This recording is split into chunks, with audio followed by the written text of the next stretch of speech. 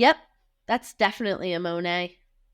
Look at the technique, the brush strokes, the style. I don't even need to do the ultraviolet light tests or the chemical analysis. I know those water lilies anywhere. What you have going on here? We're talking about authenticity today, right? Yeah. Well, it reminded me to do my weekly fine art authentication. And this week, it's Monet. Oh, okay.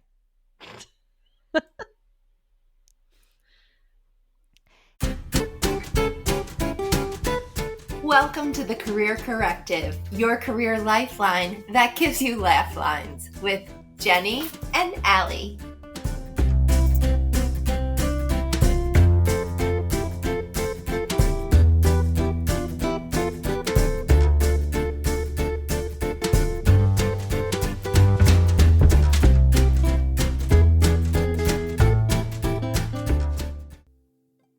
Hey everyone, thank you so much for listening. Today is part 2 in our 3-part series about advocating for yourself at work. Yes. Amazing. What we're really getting at is how to be authentic. And that's what we're going to dive into today. In psychology, they see it as it's not just a nice to have, it's completely essential for your mental well-being, but it's really, really hard because the world is a big, scary place. Actually, work is a very scary place, and that's why we have this podcast. That's right.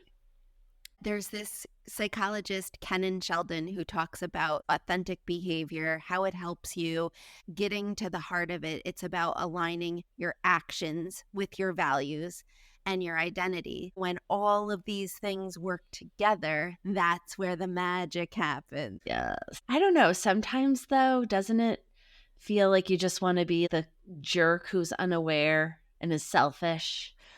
You know? Doesn't that seem appealing, though, sometimes? You're bringing up something that's so important, and I forgot to mention.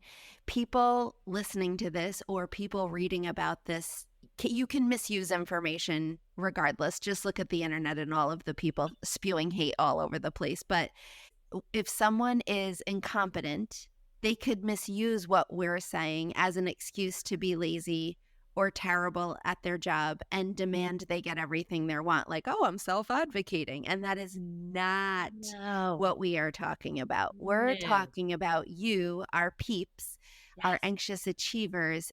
You work so hard, you do your best, and you have trouble standing up for yourself. So that is what the psychology talks about. When your actions and your values and your identity all synthesize, then advocating for that can help you stay true to yourself. And that is authenticity. Yes. That's what we're going to teach you. Through the power of Greek yogurt. No. I was just going to say, what's going on with Greek yogurt this week? Well, I do have a fun little topic for the end of the show today. So I thought, dry your eyes, Jenny, but I thought we could skip. We got to wait till the end. It's not going to be Greek yogurt. No one will stay if it's Greek yogurt.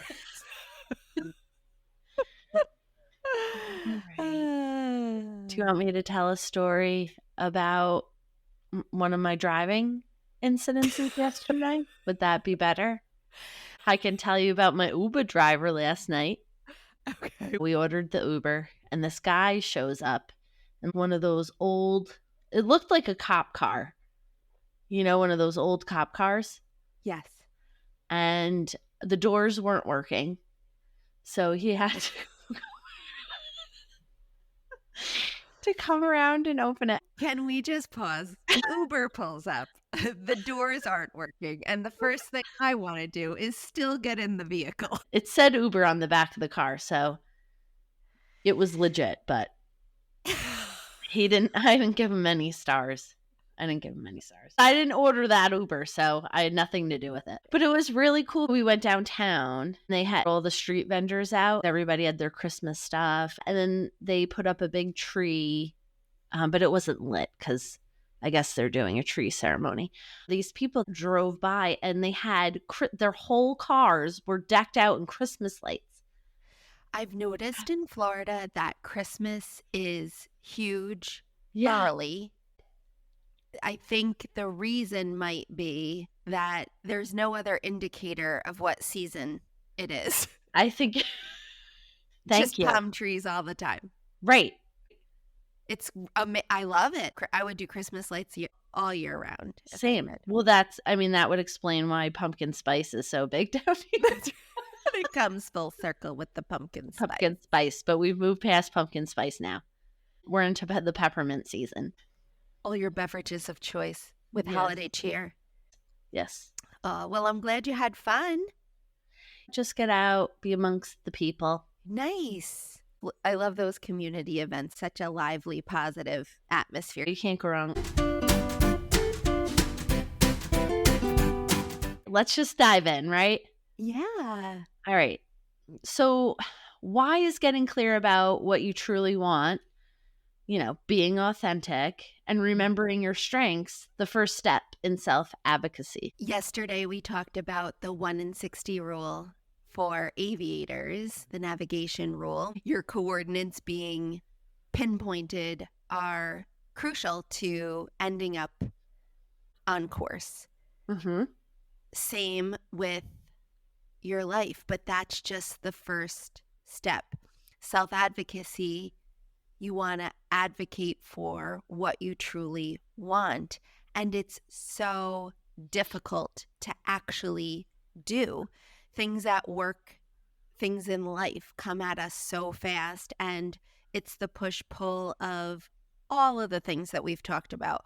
What do other people think? What is the image? It's the reason that so many people feel pressure to put the mask on in the first place.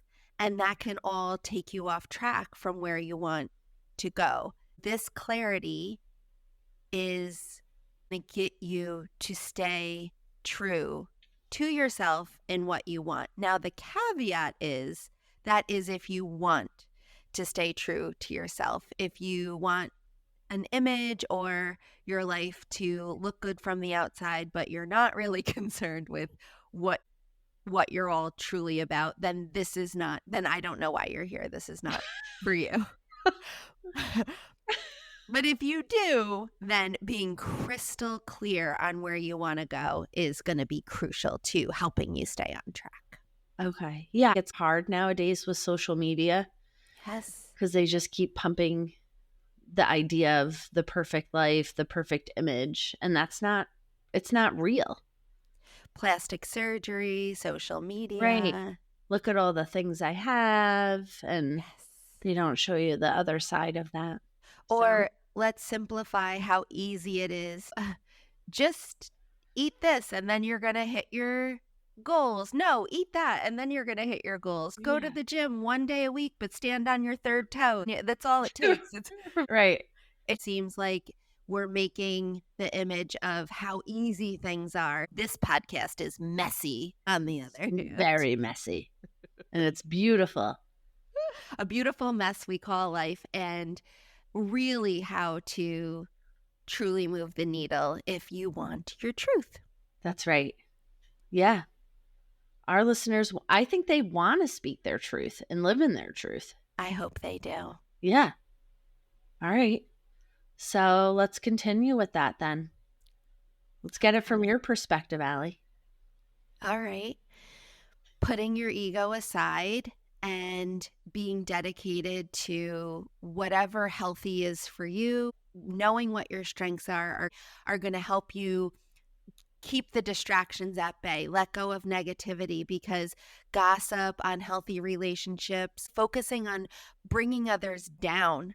That's a common theme I see with social media. I'm perfect and that other way is horrible. No, there's room there's a million different ways to get to where you want to go. Now, being authentic, what it means to me is keep yourself busy with being your whole best self, growing, learning, evolving, and focusing on what you can control to move the needle for yourself. So instead of saying, my boss is terrible, it's not fair at work, it may not be fair at work. Your boss probably is terrible. Yeah. But I know it. Jenny, I know they're terrible. I'm just kidding. looking at you, It'd be Harold. wonderful.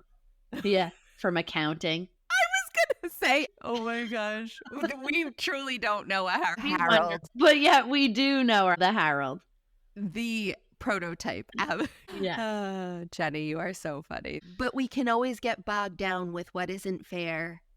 And if you're authentic, it's a balance between what do I truly want, not this pie in the sky, but what do I truly want? And then how do I operate within the social construct and the social norms to be able to get there in a way, like Dale Carnegie said, how to win friends and influence people. You balance what the realities are within the current state with how you can take back your power, be authentic, and navigate with that balance in mind. And hopefully that's what we're going to let you illuminate for you.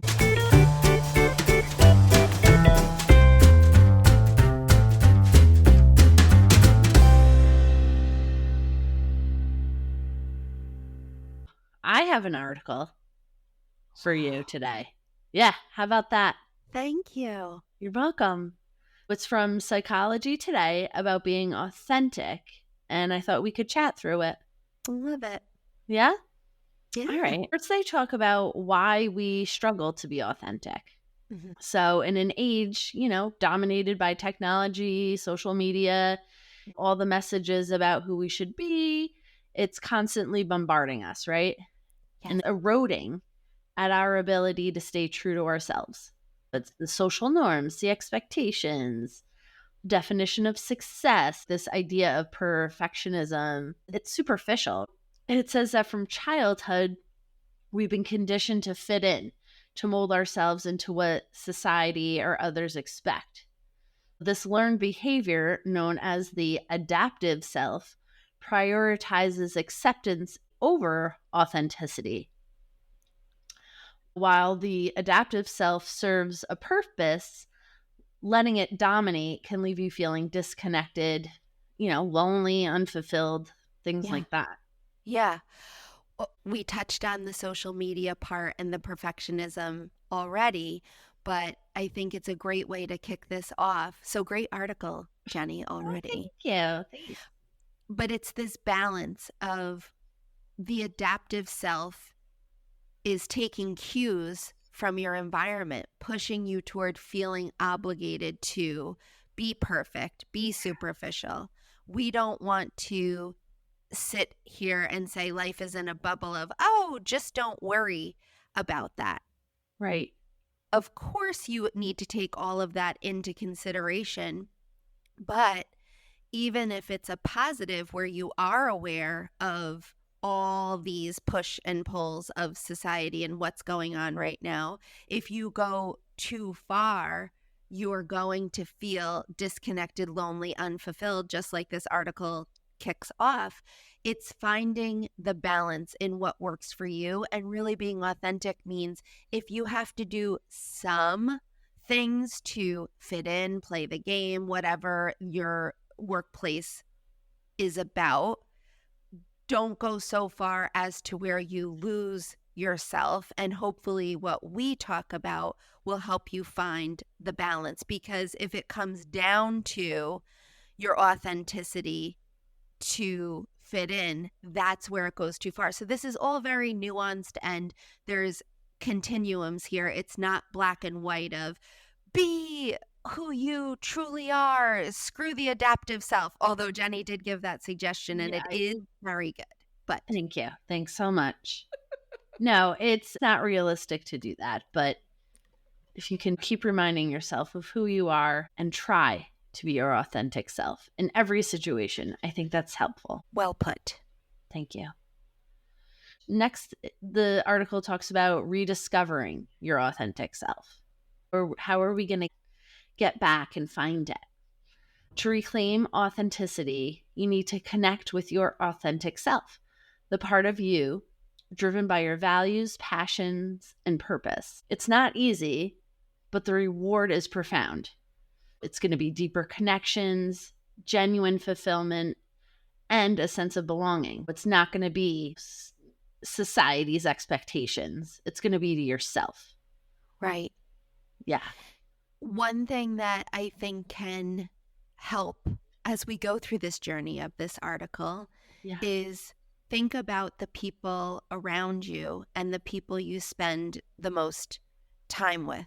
Are they authentic? If they are, then you probably feel very warm and fuzzy when you spend time with them. And Yeah. maybe you can pick up a few things from them, but surrounding yourself with others who are at least working at this. It may be hard to find your authentic people, but if you can seek them out, you may not feel as lonely in your journey, and hang out with us because we're authentic. Yeah. Come on down to Florida. I meant more virtually through the podcast, but I'll get us an Uber. We can go out.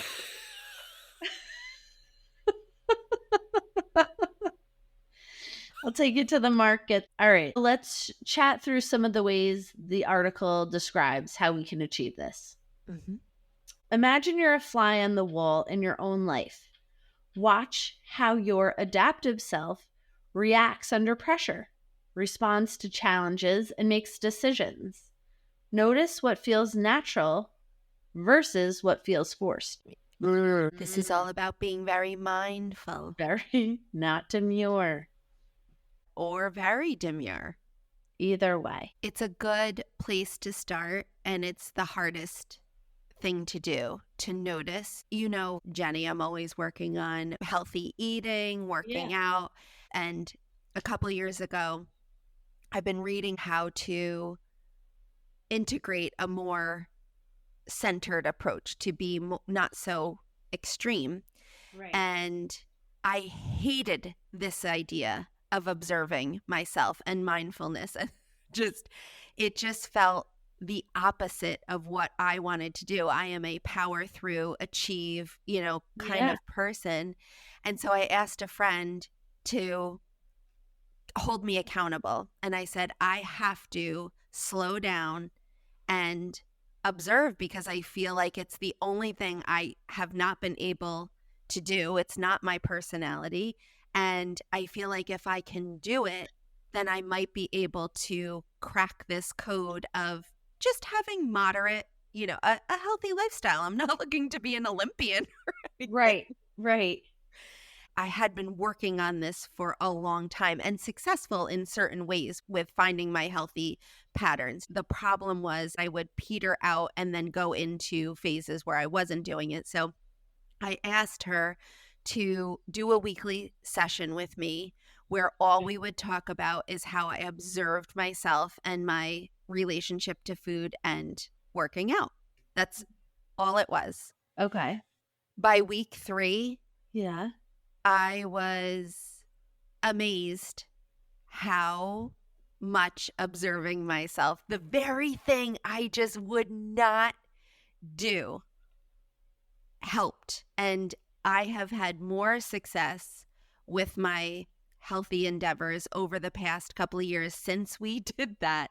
And this is it absolutely really what happened. I don't know if I told you this before, Jenny, but Yeah. it made more of a difference than all of my pushing through and working. And I've helped other people with work stuff where I've seen it apply. But if you are someone who has trouble slowing down to make those observations, I can tell you there is so much in that step that's worthwhile. Yeah. Thank you for sharing that. Yeah. Okay. The next one, the dialogue between adaptive and authentic selves. In a quiet moment, mentally thank your adaptive self for its role in keeping you safe and functional. Then invite your authentic self to express its desires. You're on a mission to make our listeners talk to themselves. I am. Every episode, it's Greek yogurt and talk to yourself. Podcast talk over. Nicely to yourself. Nicely. No, it's true though. Do you ever get those self-doubting talks going on in your head? Of course. Yes. Yeah, I think everybody does, right? Why do you think I'm always cheerleading people? I know all about this stuff. I know. I love this one because it acknowledges how hard it is to be authentic. It really is. It's not easy. And it feels like you have to choose. Do I want to be popular and fit in, or do I want to be me? Oh, man. Right. But you can be both just with the right group of people. I know for myself, there are times where I'll think to myself, hey, I know you can do this and you want to do it. But then sometimes I'm not my authentic self. I'll go the other way. But I want to and I need to be my authentic self. So there is that back and forth, that internal struggle. And I think most people have that. What are some ways that you've worked on that? What are some things that you found to be successful? One thing I was working on is being more direct with my communications. Mm-hmm.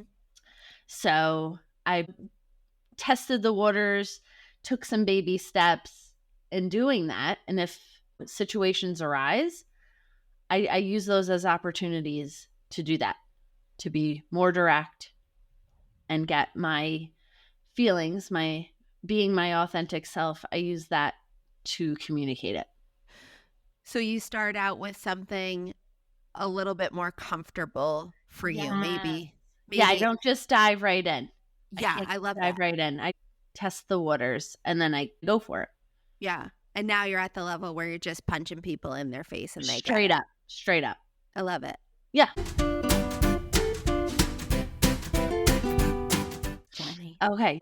The next one is to identify discrepancies. Pay attention to moments when your words or actions don't match your core beliefs.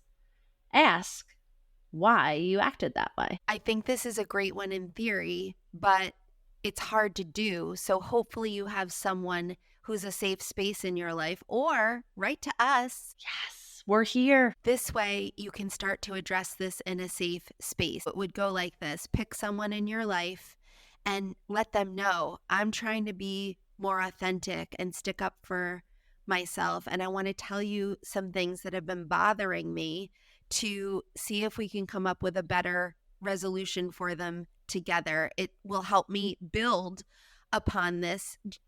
Just what Jenny was saying before, with she wasn't so direct right away, incrementally working toward her version of being direct to a universal version of being direct. You want to get as many people that you trust involved in the process to support you with this, so you can say, I wasn't as candid with you about this thing. I want to tell you authentically how this made me feel, but I'm scared to. I mean, just using that verbiage with someone who's safe can help you get more and more able to be brave. Don't start out at work. Start with someone in your personal life, and then you can bring that back to the workplace once you're more comfortable. Yes. And may I say, you're very, very good with the verbiage. So, listeners, if you ever need help with verbiage, write to Allie. She's like a word stylist. Seriously. Thank you so much. Really love is take someone's personality and what they're going for, and then almost like a stylist, would you like outfit 1? This is how you could say it. Outfit 2, this is how you could say it. The point is, whoever you are that needs the help, you want to be able to make this point. So if I can just style it and help you speak your truth, there's nothing more exciting. I mean, how nerdy is that for me? It's not nerdy. It's wonderful. All right, the next one. Let's do it. Yeah. Examine your doubts. When doubts arise, treat them as clues rather than obstacles. Ask what they might reveal about your hidden truths. That's a good way of looking at it. Absolutely. When you're having doubts and looking at them, remind yourself of the benefits of being authentic. I read an article by Neil Parisha where she says, when you're authentic, you follow your heart. You put yourself in places and situations you love. You meet people who light you up. You feel fulfilled. Studies show that people who live authentically have higher happiness, self-esteem, and personal growth. They also have better relationships and feel more connected to the people with whom they are close. Mm. Wow, that's If powerful. if that doesn't inspire you, then I think I've got nothing else. Nothing. That's it. Jeez. All right. So the next one is develop courage to face fears. When fear surfaces during self discovery, remind yourself it's part of the process. Move forward at your own pace. Okay, I saw this thing online that Yeah. I think illustrates this perfectly. Okay. It's this woman who's talking about going to a ballet bar class, Uh huh. and she's like me before bar class, and it's, I'm so excited, I can't wait. Then she gets into the class and she's doing the moves. She's like, I hate this class so much. That And then would be me. That's me. but then she leaves and she's like, oh my gosh, thank you so much. I'll see you tomorrow. I feel So like most people feel like that. I do. Yeah. Absolutely. So fear is going to either make you not go into the proverbial bar class, or you just have to know that's going to be a part of what you're doing, but the rewards are how you feel when you walk out of that class. Yeah. Absolutely. Oh my goodness. Next is explore your values. Take time to identify your core values and assess how your life aligns with them And then cry because it's no. because it's so off. Just Yeah.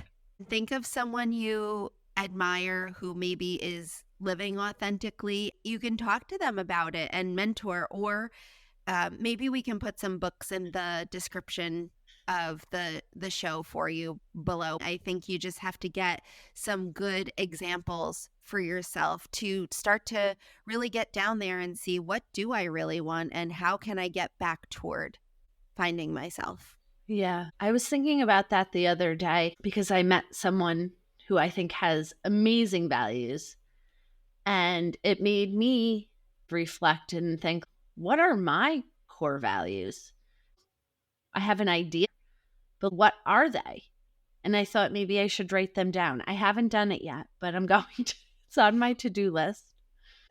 Doesn't that exemplify how much pressure you must feel to prioritize so many other things? It's just the Right. whole point of what's throughout this article is that there's so much coming at us, and it is good to remind yourself of them, even though that sounds so after school special, but it is a great beacon and it helps you not get caught up in other ways of thinking and behaving and letting the negative stuff have an influence on you. Yeah, absolutely. Got to remind yourself of them. Laminate it, Keep it in your pocket. take it out like a prayer card. There is this person on social media. What's his name, Jenny? Zachariah. Zachariah Porter. Zachariah. Yeah, actually, I think we may have mentioned him before. Zachariah Porter. All the time we mention him. He does this. So if I'm repeating this, I don't care because I would talk about him every day. He does this character on Instagram where he acts as the mother. The whole vibe of him is hilarious. One skit, they were going back and forth talking about a friend that they had in common. Well, her prayer card's on my mirror. And they're going back and forth. And they're almost having a pissing contest over who's more emotional over it. And it's like, don't talk about it. Don't. Yeah. That prayer card's on my mirror every day. So funny. But that's why if we change our dialect into this choppy New York accent, we're doing Zachariah because we think it's hilarious. Hilarious. The next one is love yourself and have compassion for others. Use breathing exercises, visualization to cultivate self-love, then share that love with others. In my quest to self-evolve, I've read every book. You know this about me, Yes. Jenny. Yes. my whole since college, every book, every growth program, I've done it all. And so I read this book probably 20 years ago. It's called Self-Compassion: The Proven Power of Being Kind to Yourself by Dr. Kristen Neff. Okay. And I was blown away at the time. I, again, so compassionate with others, but for myself, always powering through. So I thought, what kind of lazy suggestions are these? You want me to not be A plus and just cut myself a break when I don't do well? What kind of nonsense Yeah. is she spouting here? Right. And as I went through the book, actually, I roped my sister into doing a book club about it with me because Aw. I was so upset. The more I read, the more I felt like she had so many great ideas, but that I couldn't, again, slow myself down to try them because I kept dismissing them. And I'm thinking, this is probably a sign I really need these Right. tactics Right. in my life. And I still have this book on my bookshelf. I refer back to this book all the time. She talks about tapping.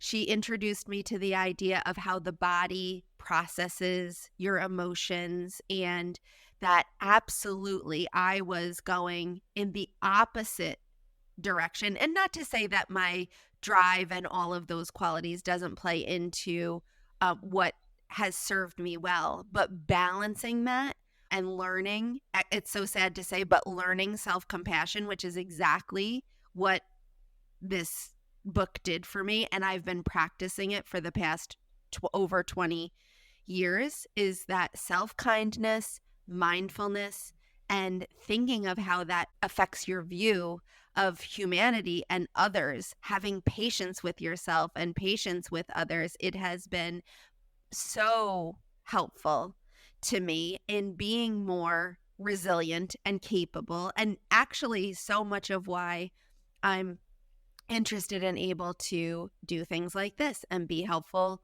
to others is because the self-compassion is a huge ingredient in being able to do that and in being authentic. All of this leads back to the workplace, but the things that we're talking about today really are personal and have to start from with wherever you can cultivate them to be able to bring back to the workplace. This topic is so in depth that, well, first of all, we're doing the 3-part series on it to really give you some good tools and things to think about. But it's so intensive. You spent however old you are building up the habits of wherever you are now away from your authentic self. And so getting back there is not just going to be snap of the fingers. So Right. this is a huge tool, though. Absolutely, it is. Yeah. Well, I think it means that you just have to recognize that it takes time, right? It's Yes. going to take a lot of time to get there, but it's worth Yeah. it. Yeah. And that's actually the next one. Recognize that it takes time. Be Okay. patient with the process of rediscovery. Authenticity is an evolving journey. It is. Yes. And also, there's so many benefits to it. Let's talk about why it takes time, because I think reminding yourself of that can make a long journey feel more attainable. The reason that we adapt in the first place and go away from our authentic selves is fear of rejection. We worry that being our true selves, people won't like what they see. So we mold ourselves into what we think others want. Brene Brown talks about Yeah. this. Bring that A. I don't have the quote, but it's something about authenticity is the opposite of fitting in. You feel pressure to fit in, and that takes you away from who you are. Because when you're fitting in, you're doing what you think others want you to do. Take that a step farther and think about the workplace. If your workplace is a toxic culture, you've got so much stress added onto that. If you decide to incrementally get back to you and be more authentic while balancing fitting in some ways, finding that balance, you at least can feel more connected to yourself and happier overall, which will then build your confidence, which will then help you to navigate your career in a way that fuels you more. But this will take time and will be a process.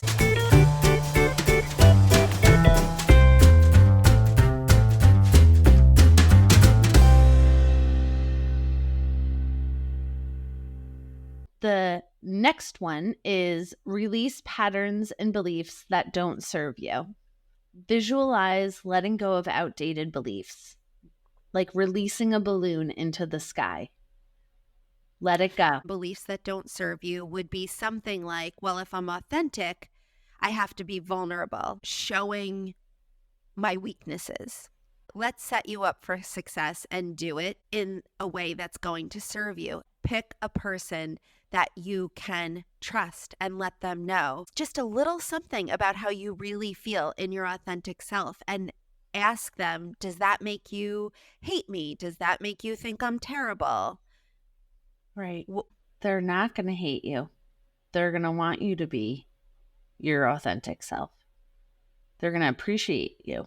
If you're surrounded by people who won't support that, then you're going to have to put this process on pause, or you're going to have to do it without bringing them into the fold, because they're not going to give you those responses. And so you still can do it. It's just going to be more challenging and more private. The next one is to challenge limiting beliefs.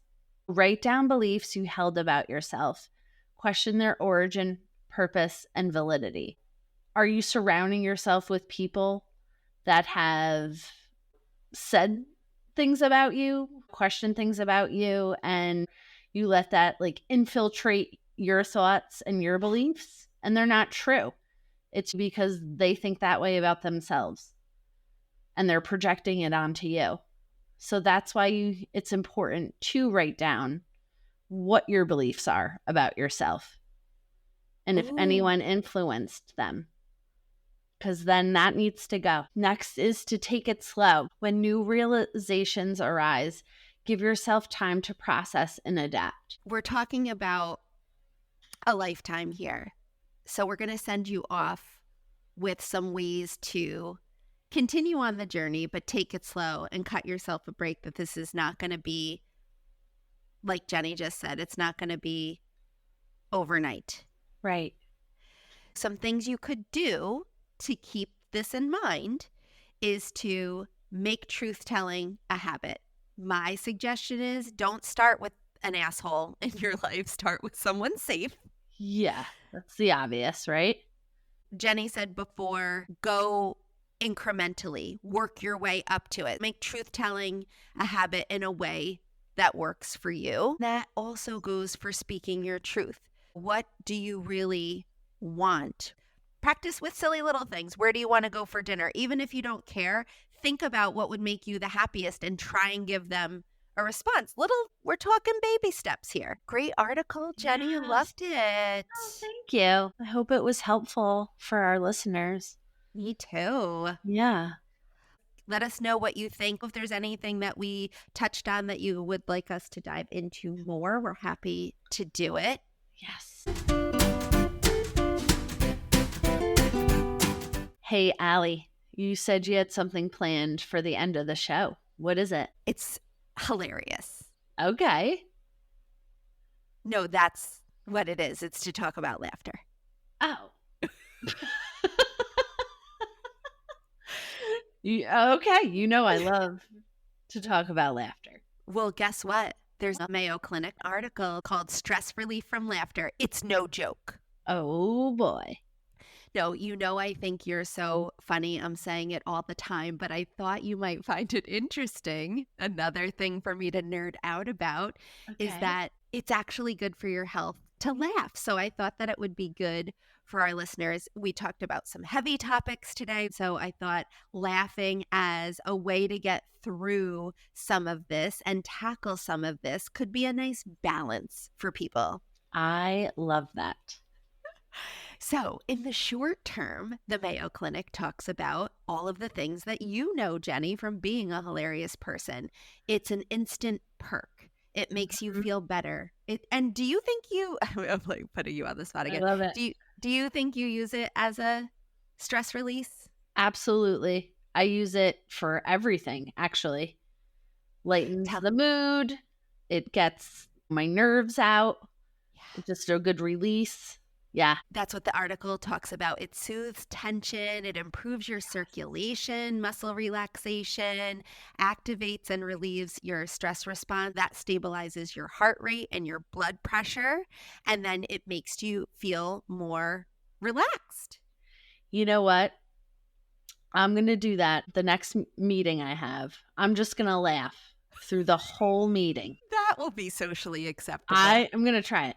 Well, I'm being authentic to myself. For our listeners, if being your authentic self would be to laugh and activate the stress response, maybe what you can do is keep a little pad in front of you and do a check mark, like a drinking game. This is how many times I wanted to laugh to relieve stress. And then you can look at the check marks after and go, that's how freaking stressful that call. 86 check marks. Right. Or you could just smile or have the grin on your face where it looks like you're laughing. Everybody questions what's wrong with you. Then that's funny. Then you laugh from that. Is it weird that I look like the Joker from Batman? It's part of my process. It's part of my healing. Just call the Mayo Clinic. They know what I'm doing. We were talking about serious things in the meeting today, and Jenny just kept smiling, and it's very strange. She looked like Heath Ledger's Joker and Jack Nicholson. It was a blend. Her makeup was not that, but her face was. But long term, the benefits of laughing, it boosts your immune system, it relieves pain because it encourages your body to produce natural painkillers, which reduces discomfort and provides relief. Most importantly, it increases your personal satisfaction. It's the way I got through church for the first 15 years of my life. I need my motivation to get through church was just knowing that we would go to the bagel shop or go to the diner afterwards. That was the only way you could get me to go. I needed the food incentive. If you want eggs, okay? Cakes. You got to say your prayers. You have to get your prayer card out. Yeah. You say 10 Hail Marys. There's a list in the article from the Mayo Clinic on how to improve your sense of humor. And I just want to go straight to number 5 for you, Jenny. Okay. Yes. Know what's not funny.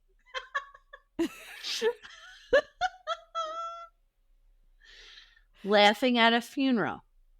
Definitely not funny. Work meetings that could get you in trouble. Not funny. Hilarious. Oh, no. Actually, what it says is laughter should never come at someone else's expense. Use humor as a tool for kindness and connection, not harm. And I'm sad that they even had to write that. I know. No, if you make fun of other people, no. Yeah. No, that's not funny. No. Anyway, we hope that you guys laughed a little with us and maybe learned a few helpful nuggets for your week. We appreciate you hanging out with us. We're so happy to be able to spend this time with you. So thank you for joining us. And until next time. Until next time, we love you. Bye.